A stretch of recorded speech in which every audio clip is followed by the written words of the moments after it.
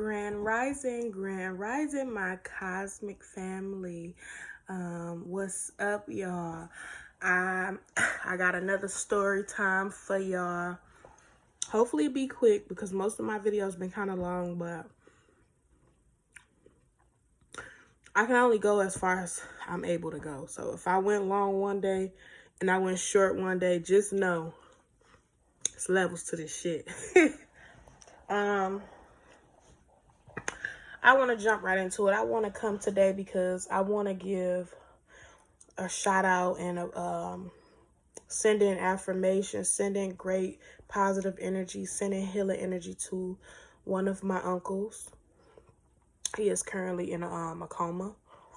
So I wanted to send healing to him, send awakening to him. To just send him love. I'm not gonna pray for you. I don't pray over people, but I can send you love, a piece of love. I can send you healing, and I could just still remember you and still love you and love the great memories we had, the horrible memories we had. It don't matter as long as I know I'm still giving you your honor because you were someone that was good to me. Okay. So I wanna go down a little bit, introduce me and my uncle relationship. This uncle was one of my plane ticket here siblings, and like I say, every child gonna remember who did them wrong. Every child gonna remember who gave them love. And I can't seem to ignore the fact that most memories I have with this uncle was all love when we was young, when I was younger and stuff like that. He was one of the funnest, coolest uncles. Like, he would let us cuss. Still to this day, y'all, I would let my kids, like, if they really got some stress on them, I will let them express how they feel. Say, like, damn, this shit irritated me, or the fuck, because some of those words is like powerful meditations words. Like, when you scream fuck, that release a lot from you. So, like, fuck. So I let them say certain things, but I actually learned that from my uncle and my auntie on my bus ride here, because I'm gonna call my sperm donor my bus ride here. Same as my aunt on that side, his sister. She would let us say certain cussing words to release how we feel. So I can't seem to forget. I don't know who car this is going on, but they interrupted my video.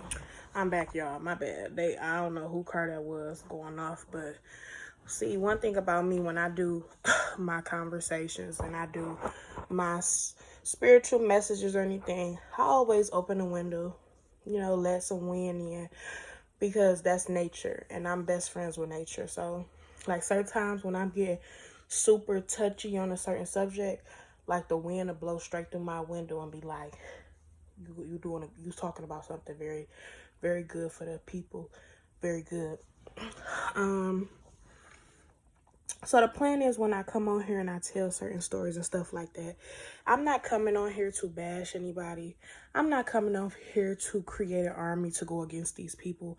I'm not coming on here for anything. I'm just introducing myself to you guys, and I'm allowing you to see some of the things I've conquered and overcame, and to basically show you who you are, no matter what you came from, and giving you a voice.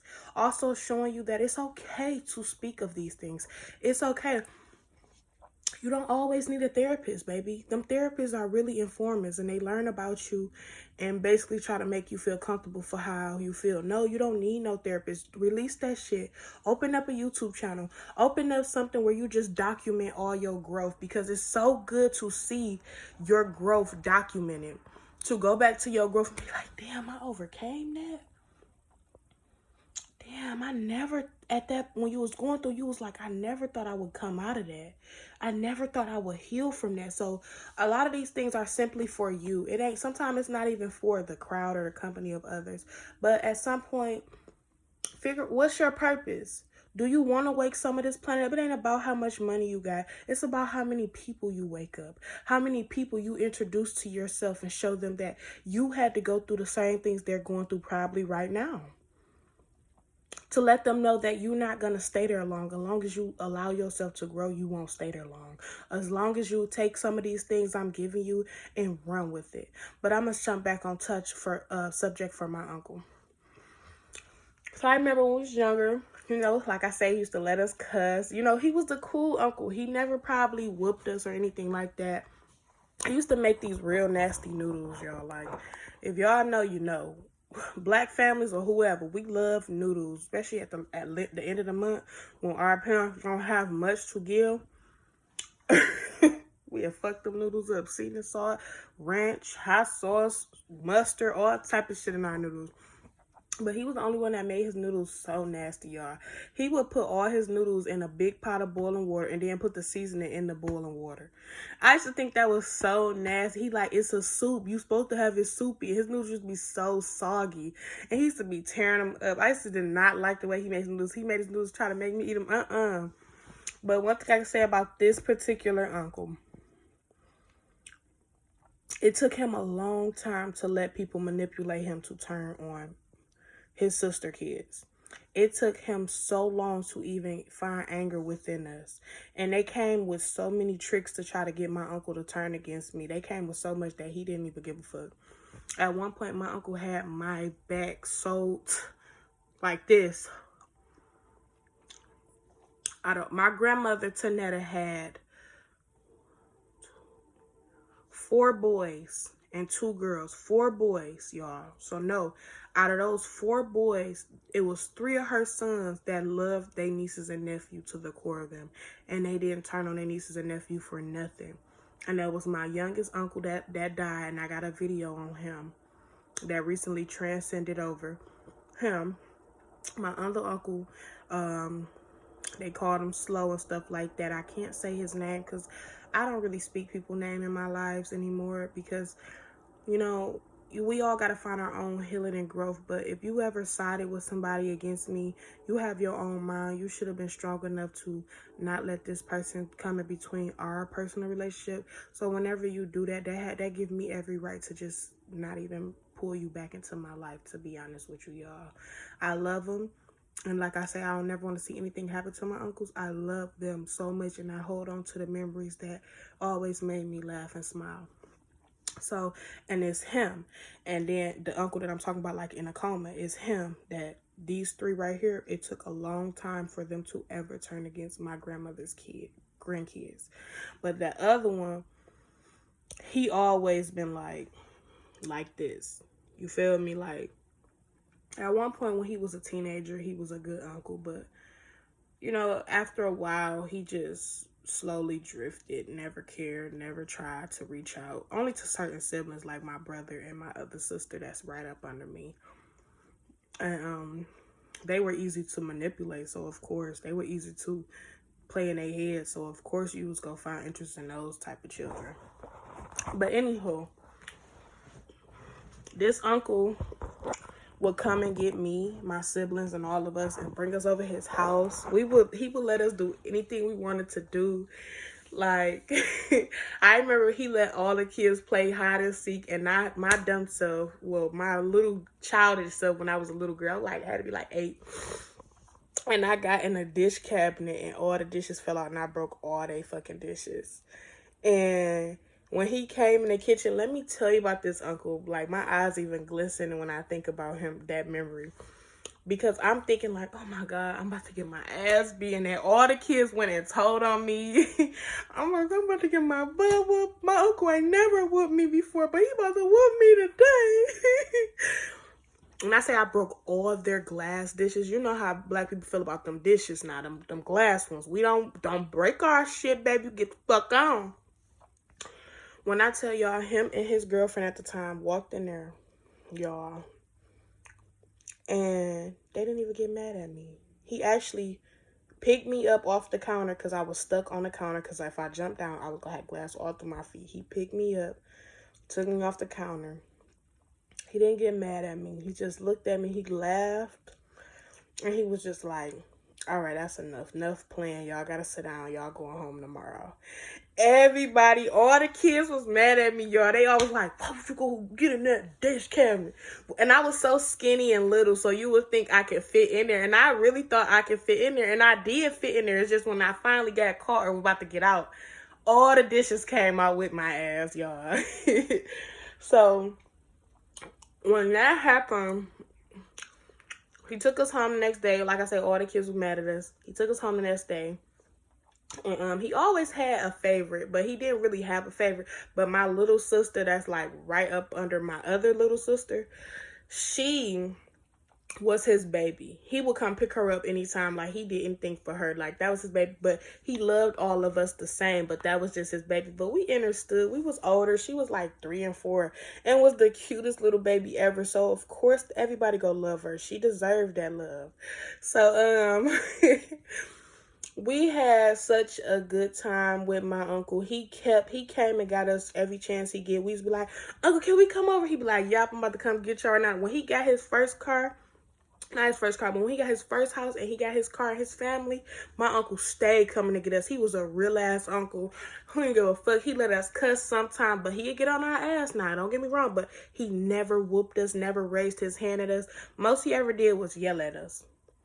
But I remember this was the last time I really like enjoyed my uncle. Like, he'd come get me, and he didn't have a car again, and we would always walk to the store, walk to churches up on Helen Street, and he'd just buy me food or buy me something. We'd just be talking about everything. Like, I used to talk to my uncle about everything. Like, and he was the first person to ever tell me, like, the reason why your plane ticket here treat you like that because she jealous of you. And I just be like, that's my mama. Why she be jealous of me? But as I grew older, I started to see it wasn't me she was jealous of. It was the how I didn't let things break me. My happiness. Some people don't be mad at that. Some people be mad at how happy you chose to be within self. And she didn't know how to be happy within herself at that time, I guess.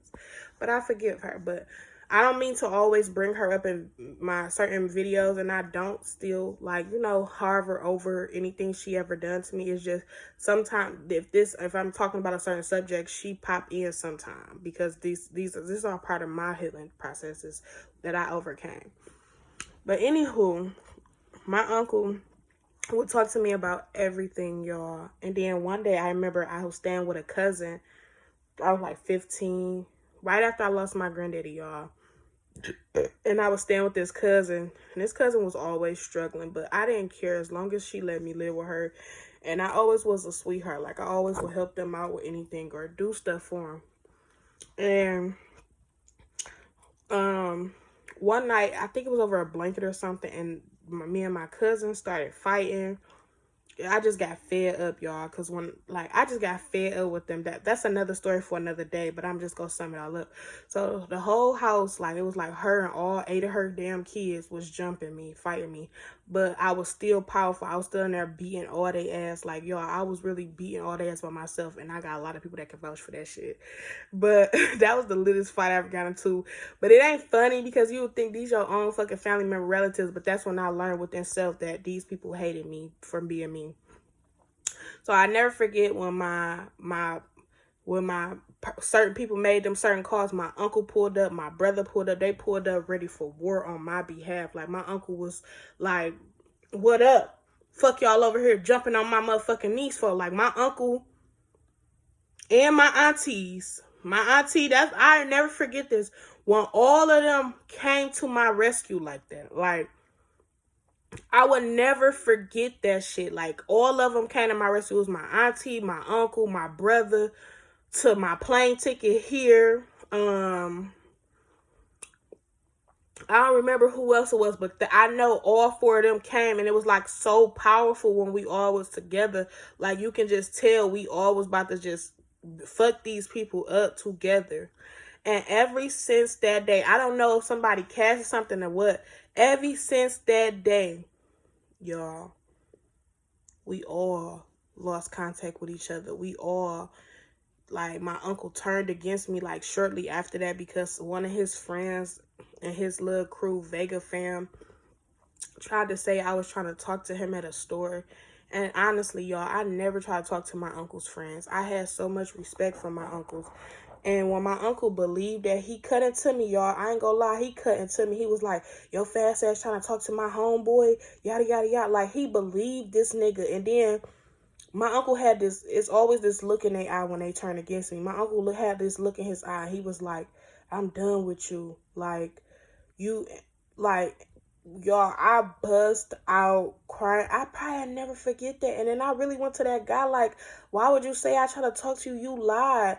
And that person, I believe it just really hurt my uncle. It made my uncle feel like, damn, you trying to be like certain other family members. You trying to be like my sister and fuck all my friends or do all this to my friends. And all my friends got a piece of you on their mind. Like, what the fuck? You know, because real people, your real brothers and uncles and them, they don't like when you dealing with they fucking homeboys. Like, nigga, they know who they homeboys is. They know they homeboys ain't gonna never love you. They want you to have somebody good.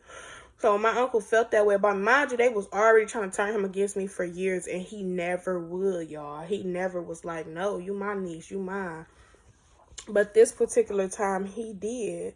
And when he turned on me, y'all, it didn't break me. It just really hurt me because we was like this. Him and the one that's in a coma, I don't say his name, him and my uncle that I made a video about, them two right there, my other uncle, he didn't have no other choice but to be this because he was in the situation. And the other uncle, he just was nothing. You feel me? He was never there. But them two, they didn't give a fuck what nobody said about their niece and nephew. They was there for their nieces and nephew. They loved us no matter what. We got into fights, well, my youngest one around my age, we got into fights. But of course, we was around the same age. Of course, you gonna fight. We got into fights, but it never hindered our relationship. It never made people like talk about us bad. It never did none of that. Like these two uncles right here, the ones that that's going through the most crisis, and the ones that's transcended over, and the ones that's in a coma. The one that's in a coma, them two was the best fucking uncles I've ever had. Best fucking uncles I ever had. And I'm not just saying this because they in a situation or they left this planet. I'm saying this because this is what I'm saying. They never did anything to me nasty wise. They never over treated me badly. They never called me slow for it. My Uncle Michael, we was around the same age. I just said his name, but it's all right. His name is very powerful. But we was around the same age, so of course we baked on each other. We did all that. Like we grew up together. But that other uncle was like older, like around his sister ages. You know, he grew up with them. He was a grown uncle. But anywho, this uncle was the shit, y'all. And when he turned on me, and he finally was able to get manipulated to turn on me, that's when everything started falling in his life. This way before the coma, though. This is years ago. And he started getting super close to them cousins that jumped me. That's why I go to say, like, these people, them certain cousins that our whole family are like the ones that really loved us, turned on us for, and went to their side. Them cousins was under a spell work. I don't give a fuck what you talking about. Certain magic is real. Magic is real. Hoodoo is real. Voodoo is real. Witchcraft is real. All that shit is real when you believe in it so much, and you can use it for evil intent or you can use it for good. So whenever my uncles and them would really turn on us, they would side with them. But you got to ask yourself something. What the fuck do these people got over my uncles and them? They really ain't shit. Like, to be honest, like, not to speak bad on their life, but to be honest, if you know, you know. These people really is nothing compared to the chosen ones. They nothing. Like, they still need liquor and all this extra shit. They haven't really accomplished too much in their lives. Like, these people, you got to understand, when it come to that, it's not because my uncle loved them more than he loved us. It's simply because they portray as us. They portray as us, and my uncles and them was probably under a spell or something. I don't know, y'all. But my last Uncle Michael, oh, he never really gave a fuck about them for real. He played that role like he did, but he never fucking did. I don't give a fuck what you talking about. He didn't stole from y'all, did anything to y'all, because he never gave a fuck about y'all. Nigga, he loved his niece and nephews, nigga. He ain't never turned on us for y'all, nigga. He made it seem like he did at one point because he a trickster.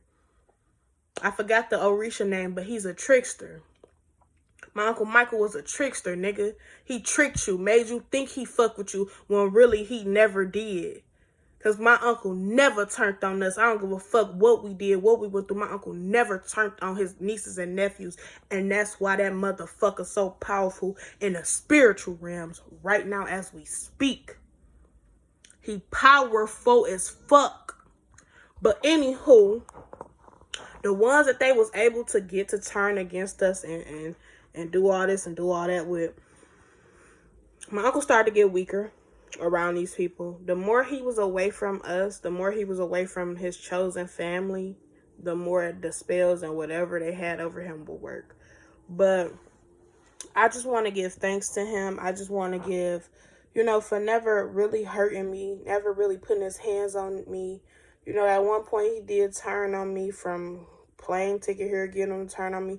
All these people making him turn on me. At one point he did, but I'm not mad at him because sometimes it could be so much on you, you don't know what to believe. But by him being in his coma, basically they say the doctor said he is inside himself, which is he is in a sunken place. But he can see, he can feel everything, and he's just going within himself, the deepness within himself. So I'm pretty sure as I speak of him today, I must have crossed his mind in that coma. Because, mind you, I haven't really spoke on a topic about him. I don't really give shout-outs about him because I'm not looking for the approval of people when it comes to my relatives that truly love me. I'm not looking for the approval of y'all. I'm not coming out to the family functions just to give my support. No, I support my uncle within soul, within spirit, within the universe. They know me. They know the love I have with them. See, that's one thing. Y'all may have stole them from us. Y'all may have gave them that fake love, that fake connection, but I actually got one. I actually got a connection with them. I actually feel them. I actually connect with them higher than probably they siblings. You feel me? Because I know how to connect with deep within self, so I can always know how to connect with those souls that was here to love me for real at one point. So y'all just always be mindful of who y'all turn on and who y'all choose to love outside of what's sent for you to love. Always be mindful of that because these people don't love you. They pretended to love you more than whatever. They loving you in your weakness, your downfall. You loving them in your downfall because you can only love these people to how far and how low you are. So if you drink liquor all the time, you smoke crack, you gonna love being around people that drink and smoke crack, right? If you love to party and go out, you gonna love to hang around people that love to party and go out. Now, when you love people like with a soft love, real love, you go hang with them when you really need to hang with the people you love. So know the difference. Know these positions people have in your life. Know these attachments people have in your life. Because some people have attachments that linger on for years and decades. And they be real love attachments. And then some people have these attachments that hold on to you onto your lower self so you will never grow. And these attachments could hold on for years and decades. But peace and love, y'all. Don't remember, I love you. And if don't nobody love you, I love you. Because I can love you as much as I love myself, but I can't give you all of me. I will never give you all of me. You must find love within yourself. You must be yourself. You must find the creativity within yourself. Ashe. Admit it to your uncle that you cuss. Yeah. It's cool to cuss in special situations. But you too young to be cussing, Saint.